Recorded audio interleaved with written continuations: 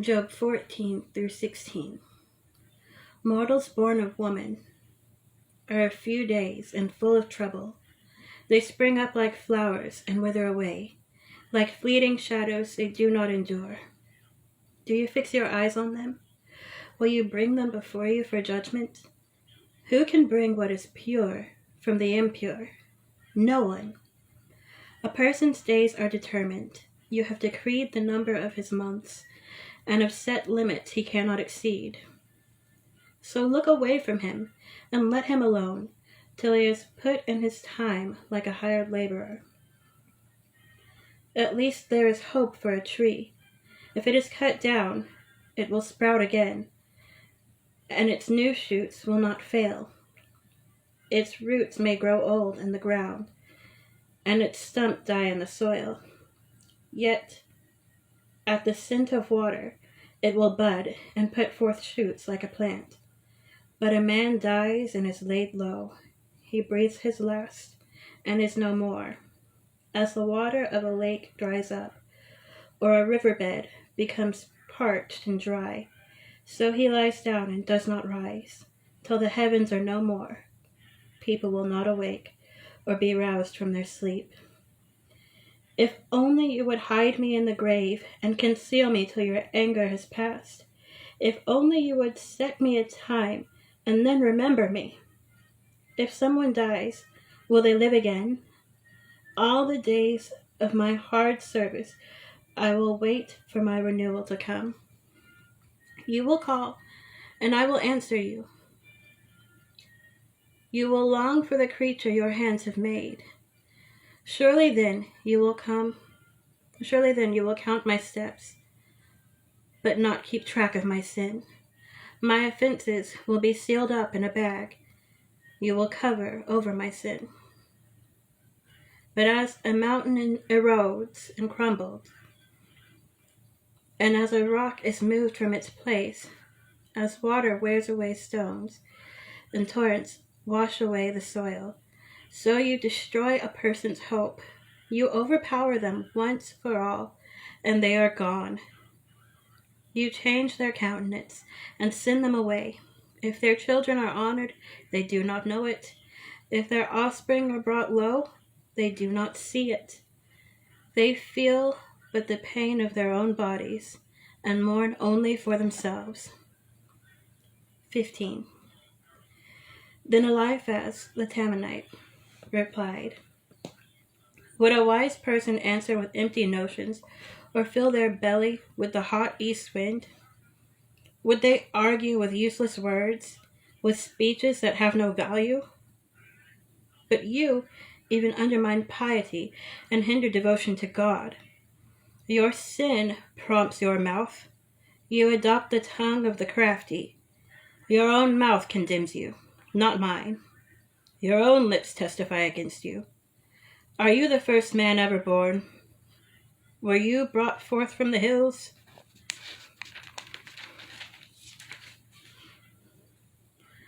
Do you listen in on God's counsel? Do you have a monopoly on wisdom? What do you know that we do not know? What insights do you have that we do not have?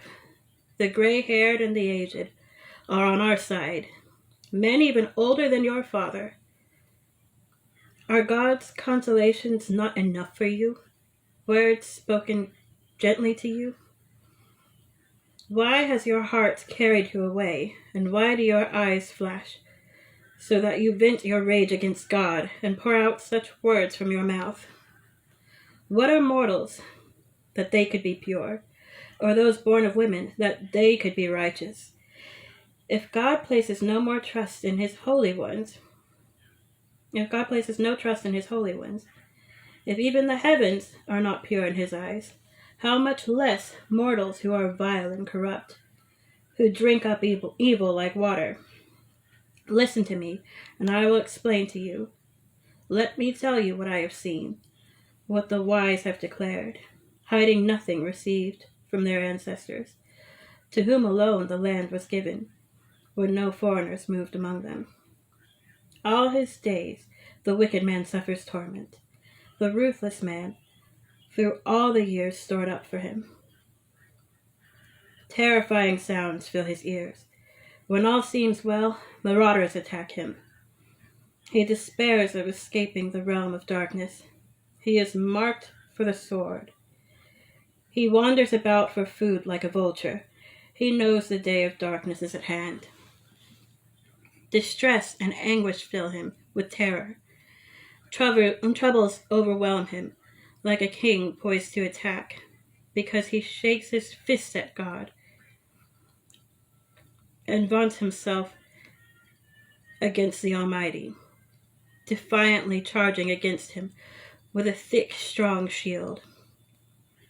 Though his face is covered with fat and his waist bulges with flesh, he will inhabit ruined towns and houses where no one lives, houses crumbling to rubble. He will no longer be rich, and his wealth will not endure, nor will his possessions spread over the land. He will not escape the darkness. A flame will wither his shoots, and the breath of God's mouth will carry him away. Let him not deceive himself by trusting what is worthless, for he will get nothing in return. Before his time he will wither, and his branches will not flourish. He will be like a vine stripped of its unripe grapes, like an olive tree shedding its blossoms. For the company of the godless will be barren, and fire will consume the tents of those who love bribes.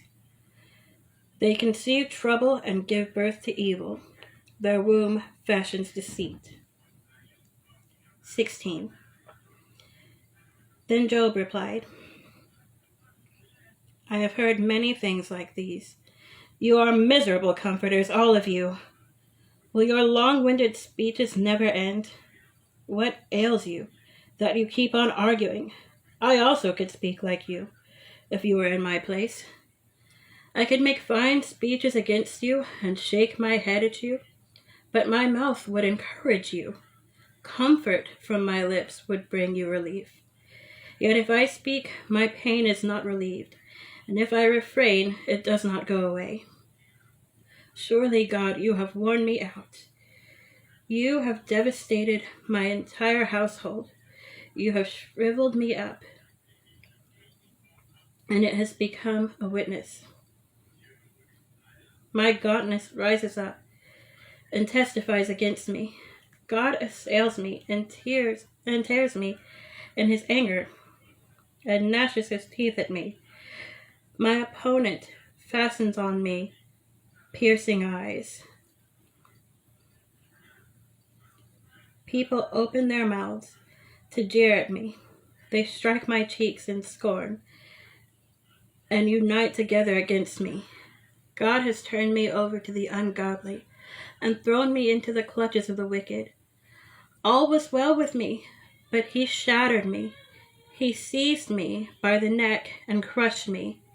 He has made me his target. His archers surround me. Without pity, he pierces my kidneys and spills my gall on the ground. Again and again, he bursts upon me and rushes at me like a warrior. I have sewed sackcloth over my skin and buried my brow in the dust. My face is red with weeping.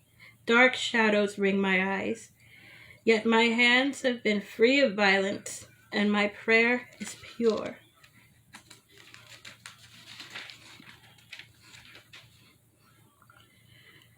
Earth, do not cover my blood. May my cry never be laid to rest. Even now, my witness is in heaven.